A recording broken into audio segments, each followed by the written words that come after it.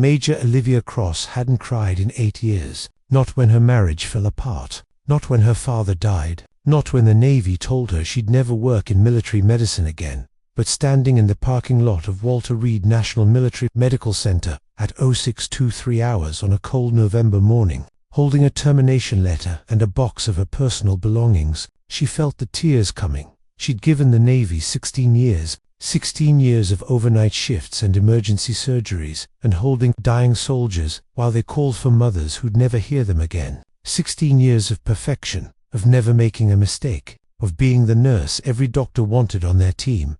And it had ended because of one anonymous complaint, one email to the Inspector General's office. No name, no specifics, just an allegation that Major Olivia Cross had been diverting controlled medications from the pharmacy, opioids, fentanyl, the kind of drugs that disappeared, into addiction or black markets. The investigation had taken 3 months. They'd audited every prescription she'd ever written, every medication she'd ever dispensed, every shift she'd ever worked. They'd found nothing, not a single missing pill, not a single discrepancy in the records. But they'd also found something else, a pattern of medication administration that was statistically unusual. Patients under Olivia's care received pain medication more frequently than patients under other nurses' care, not by much, just enough to raise questions. Are you over-medicating to cover up diversion? The investigator had asked. I'm medicating appropriately for patient comfort, Olivia had answered. Then why do your numbers look different from everyone else's? Because I actually care, Olivia had wanted to scream. Because I don't let soldiers suffer just to make the statistics look good. Because pain management is part of healing, not a luxury. But she hadn't said that. She'd said what they wanted to hear. I follow all protocols. And they'd responded with what she'd feared. We can't prove you diverted anything, but we also can't prove you didn't. So in the interest of protecting the integrity of the medical course, we're accepting your resignation.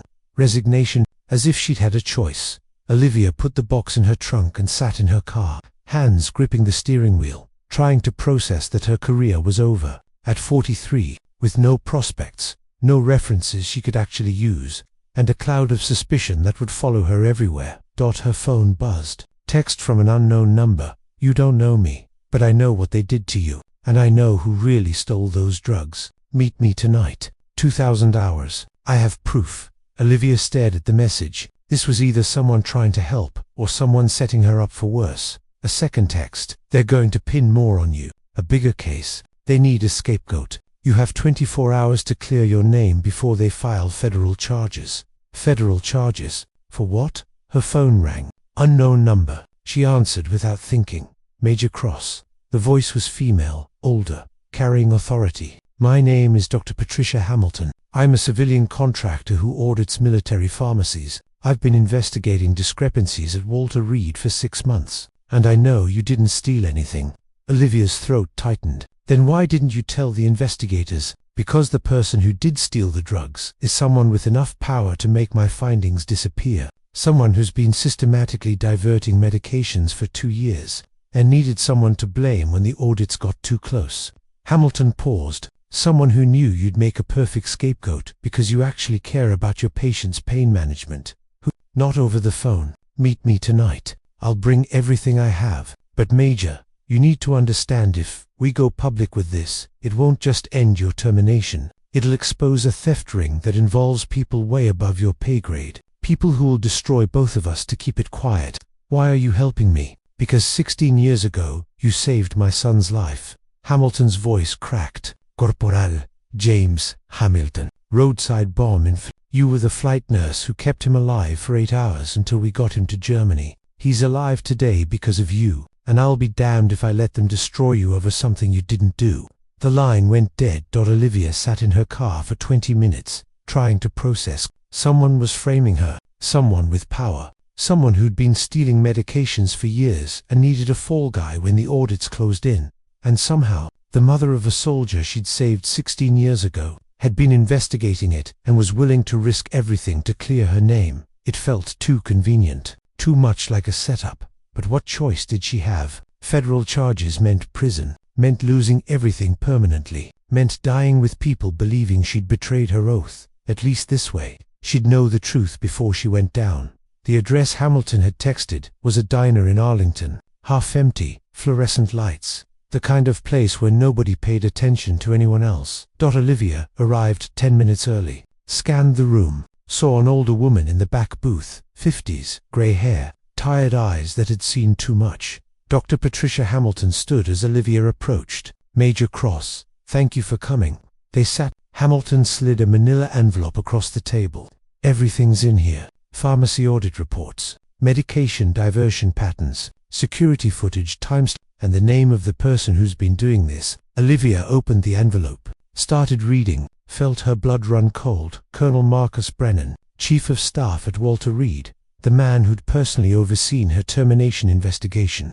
He's been diverting fentanyl for 23 months, Hamilton said quietly. Small amounts, nothing that would trigger automated alerts. But when you aggregate it across multiple shipments, it's over $50,000 worth of medications. Why? His daughter, severe car accident 3 years ago, chronic pain, got addicted to opioid. When her doctors cut her off, Brennan started stealing from his own hospital to supply her. Hamilton's face was grim. I have sympathy for his situation.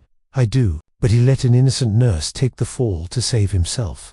Olivia kept reading. The evidence was damning. Brennan's access codes on pharmacy systems during air shipment discrepancies that aligned with his duty schedule, even security footage of him in the pharmacy at 0300 hours on dates when medications went missing. Why didn't you take this to the authorities? I tried. Went to the Inspector General's office with preliminary findings. 2 days later, my contract was terminated and my findings were classified as unfounded. Hamilton met Olivia's eyes. Brennan has friends in high places. People who'd rather bury this than deal with the scandal of a decorated colonel stealing from wounded soldiers. So what do? We go public, media, Congress. We hit so many targets at once that they can't suppress it all. Hamilton pulled out a thumb drive. Everything's on here. Duplicates hidden in 3 different locations. If something happens to me, it goes out automatically. Olivia looked at the evidence, at this woman who'd risked everything for a nurse who'd saved her son 16 years ago. At the chance to clear her name, and she thought about Colonel Brennan, about his daughter, about desperation making people do terrible things. There's a third option, Olivia said slowly. What? We give Brennan a chance to turn himself in, to get his daughter into treatment, to take responsibility before we destroy him. Hamilton stared at her. He tried to destroy you. I know, but his daughter is a victim too. If we expose this publicly, she'd be crucified alongside him. Her addiction will be national news. Her recovery will be impossible. So you're willing to let him walk? I'm willing to give him 24 hours to do the right thing. If he doesn't, then we go nuclear. Olivia met Hamilton's eyes. I became a nurse to help people. Dr. Hamilton. Even people who hurt me. Hamilton was quiet for a long moment. You're a better person than I am. No, I'm just tired of people getting destroyed. Even people who deserve it. They agreed to meet the next evening. If Brennan hadn't turned himself in by then, they'd release everything. That Olivia drove home, feeling lighter than she had in months. She had evidence. She had options. She had a chance. She didn't know that Colonel Brennan had been watching the diner from across the street. Didn't know that he'd seen her meet with Hamilton. Didn't know that he'd already made his decision. And she didn't know that by morning, everything would change in ways she couldn't possibly predict. Olivia's phone woke her. Unknown number. Again. Major Cross. A man's voice. Young, urgent, terrified. This is Sergeant Kyle Morrison. I work in Colonel Brennan's office. Ma'am, you need to get to Walter Reed right now. Why? What happened? Dr. Hamilton. She's in the ICU. Someone attacked her in the parking garage last night. Beat her so badly they don't know if she'll make it. Olivia's world stopped. What? Ma'am, I saw the Colonel's calendar yesterday. He had Arlington surveillance marked for last night. I didn't think anything of it until I heard about Hamilton, and then I remembered he's been weird lately. Paranoid, asking questions about who's been reviewing pharmacy records. Why are you telling me this? Because this morning, I saw him deleting files. Lots of files. And then he called someone and said, the Cross situation is handled. The source is neutralized. We're clear. Morrison's voice shook. Ma'am, I think he's going to pin Hamilton's assault on you. That's insane. I was home all night. Do you have proof? Witnesses? Security footage? Olivia's stomach dropped. She lived alone. No neighbors close enough to vouch for her. No alibi. Ma'am, Brennan's already told hospital security to detain you if you come near Walter Reed. He's building a case that you attacked Hamilton to stop her from exposing you. Morrison took a breath. But I made copies of the files he deleted, calendar entries, emails, his access logs from last night, showing he left the hospital at the exact time Hamilton was attacked. Where are you now? Hiding in a supply closet. If he finds out I'm talking to you, meet me somewhere public. Bring the files. I can't. He's watching everyone, but I can send them to you, encrypted. You'll need to get them to someone who can protect both of us. I don't know. But ma'am, Hamilton told someone at the hospital that she was meeting you, told them she had evidence that would clear you. There are people who know you're innocent, people who might help if you can find them. The line went dead. Olivia sat in bed, processing. Hamilton was in ICU. Brennan was framing her for the assault. She had no alibi, no proof, no way to clear her name without the evidence Hamilton had. Evidence that was now probably destroyed, unless Morrison's copies were real. Unless someone at Walter Reed would help her. But who? Who would risk their career for a disgraced nurse accused of theft and assault? Her phone buzzed. Email from Morrison. Encrypted files. A note. I'm sorry, I can't do more. You saved lives. You deserve better. Good luck. Olivia downloaded the files. Started reading Brennan's deleted calendar entries, his emails, his pharmacy access logs from the night Hamilton was attacked. It was all there. Proof that Brennan had followed Hamilton. Proof that he'd been in the parking garage at the time of the assault. Proof that he was systematically destroying evidence. But it was also stolen from a superior officer's personal files, inadmissible, maybe even illegal. Olivia needed someone with authority to take this seriously. Someone who'd investigate Brennan.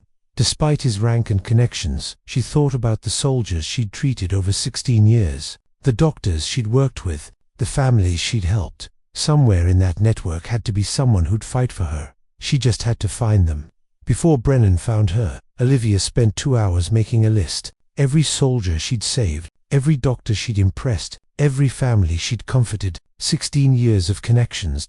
She started calling. Most didn't answer. Those who did were sympathetic but cautious. I'd love to help, but I can't get involved in something like this. Have you talked to a lawyer? I'm sure it'll work itself out. Nobody wanted to risk their career for a disgraced nurse accused of assault. By 1100 hours, Olivia was out of options, out of allies, out of time. Then her phone rang. Number she didn't recognize. Major Cross. This is Sergeant First Class Maria Chen. You don't remember me, but you treated my husband in 2015. Sergeant David Chen. I'd blast in Kandahar. Olivia's memory flashed. Young soldier. Traumatic amputation. She'd kept him stable through a 12-hour flight to Germany. I remember. How is he? Alive because of you. Ma'am, I work in the Inspector General's office now, and this morning I got a very strange request from Colonel Brennan's office. He wanted me to fast-track assault charges against you. Wanted the paperwork done before anyone could question it. Olivia's heart hammered. Did you do it? No, because I know you. I know what you did for David, and I know you wouldn't assault anyone. Chen paused. So I started digging, and I found something interesting. Someone filed an anonymous complaint against you 3 months ago. The one that started the theft investigation. I know, that's how all this started. But here's what you don't know. That anonymous complaint was filed from a computer in Colonel Brennan's office. Same IP address as his personal workstation. The world tilted. He set me up from the beginning. It looks that way. And when Dr. Hamilton started her audit, he needed to accelerate the timeline, get you terminated before she found evidence pointing to him. Chen's voice hardened. Ma'am, I can't investigate this officially without evidence. But if you have anything, I can start an inquiry that might protect you. I have evidence, but it's from files stolen from Brennan's computer. It might not be admissible. Send it to me. Let me worry about admissibility. Olivia sent the encrypted files Morrison had provided, waited while Chen reviewed them. Holy shit, Chen whispered. Ma'am, this is enough for a criminal investigation. But I need you to understand something. Brennan has friends at the highest levels. If I open this case, they'll try to bury it. They'll try to bury me. I need more than just evidence. I need witnesses. I need people willing to go on record. I don't have anyone. Everyone I called either won't help or can't help. Then we need to find people who don't know they can help yet. Chen was typing rapidly. Brennan's been diverting medications for 2 years. That means there are pharmacy techs, nurses, doctors, who saw things that didn't add up. They just didn't know what they were seeing. How do we find them? Leave that to me. But Major, you need to stay hidden. If Brennan knows we're investigating, he'll escalate. He's already proven he's willing to hurt people to protect himself. What about Dr. Hamilton? Is she going to make it? She's in critical condition, hasn't woken up yet. But if she does, her testimony could break this wide open. After Chen hung up, Olivia sat in her apartment, feeling something she hadn't felt in months. Hope. Someone believed her. Someone with authority was investigating. Someone was fighting for her. She just had to survive long enough for the truth to come out. Maria Chen worked fast. Within 2 days, she'd interviewed 17 people who'd worked at Walter Reed's pharmacy over the past 2 years. None had realized they were witnessing theft, but their testimonies painted a clear picture.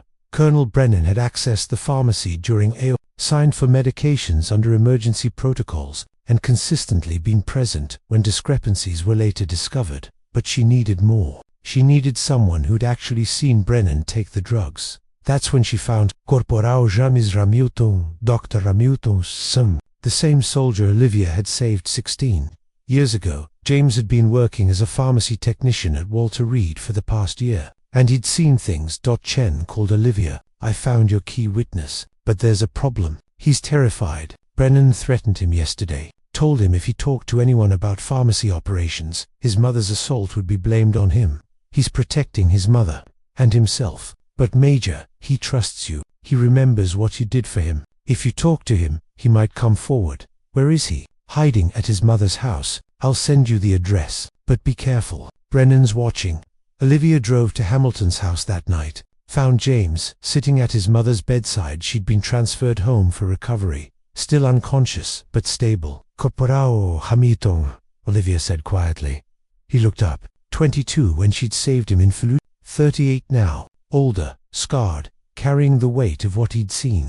Major Cross. Mum told me she was meeting you. Told me she was going to clear your name. His voice broke. And then Brennan did this to her. I'm so sorry. Don't apologize. You saved my life once. You gave me 16 more years with my mom. I owe you everything. James took a shaky breath. I saw him, Colonel Brennan, multiple times over the past year, coming into the pharmacy at 0300, 0400 hours, signing for emergency medications that never got logged to any patient. I questioned it once, and he told me to mind my own business, unless I wanted to lose my position. Will you testify? If I do, my career is over. Brennan's friends will make sure of it. And my mom. He looked at Dr. Hamilton lying unconscious. If she dies, it's because of me, because I didn't speak up when I should have. It's because of Brennan, not you. But I could have stopped it, could have reported it months ago, could have saved you from all of this. James stood. Sergeant Chen said she needs my testimony to open a formal investigation. Said without it, Brennan walks. I won't pressure you. This has to be your choice. James looked at his mother, at Olivia, at the weight of 16 years of carrying gratitude. When you saved me in Fallujah, you didn't hesitate. You just did what was right, even though it was dangerous, even though it could have cost you everything. He met Olivia's eyes. I owe you the same courage. The investigation moved with startling speed once James testified. Other witnesses came forward. Pharmacy techs who'd been afraid to speak up. Nurses who'd noticed irregularities. Even Sergeant Morrison officially submitted his evidence. Colonel Brennan was arrested on charges of medication diversion, theft of government property, and assault. His daughter voluntarily entered treatment and agreed to testify about her father's supply of illegal medications. Dr. Hamilton woke up for days after the arrest. First thing she did was ask if Olivia was safe. The Navy offered Olivia full reinstatement with back pay and a formal apology. The Inspector General personally called to tell her the anonymous complaint had been proven false and her record would be cleared. Olivia stood in Maria Chen's office, holding the reinstatement papers, trying to process that it was over. You did this, Olivia said. You investigated when no one else would. I did my job. But Major, you need to understand something. Chen pulled up a file on her computer. When I started interviewing people, I expected to find 1 or 2 witnesses, maybe 3. But I found 27 people willing to testify on your behalf. What? Soldiers you treated, families you helped, doctors you worked with, Every single person I contacted said the same thing. Major Olivia Cross would never steal from patients, would never hurt anyone, would never betray her oath. Chen smiled. You spent 16 years building a reputation, and when you needed it most, that reputation saved you. Olivia felt tears on her cheeks, the first she'd allowed in 8 years. But it wasn't just reputation. Chen continued. James Hamilton risked his career because you saved his life. I investigated because you saved my husband. Sergeant Morrison leaked evidence because you once stayed for hours past your shift to comfort his injured brother. Every person who helped you did it because you'd helped them first. I was just doing my job. No, you were doing more than your job. You were caring about people, and when you needed someone to care about you, they showed up. That afternoon, Olivia visited Dr. Hamilton in the hospital. I heard you're going back to Walter Reed, Hamilton said from her bed, still bruised but healing. I am. They offered me my old position. Will you take it? Olivia thought about that, about Brennan's betrayal, about the system that had failed her, about how close she'd come to losing everything. But she also thought about James's testimony, about Chun's investigation, about Morrison's courage, about 27 people willing to stand up for her. Yes, Olivia said, because the system didn't save me. People did, good people who remembered that I'd helped them, and if I walk away now, I'm telling them that their courage didn't matter. That's why you're the best nurse I've ever known, Hamilton said. Not because you're technically skilled, but because you understand that medicine isn't about protocols and procedures, it's about people taking care of people. Your son saved me, Olivia said. He risked everything to tell the truth. You saved him first, 16 years ago, and he never forgot.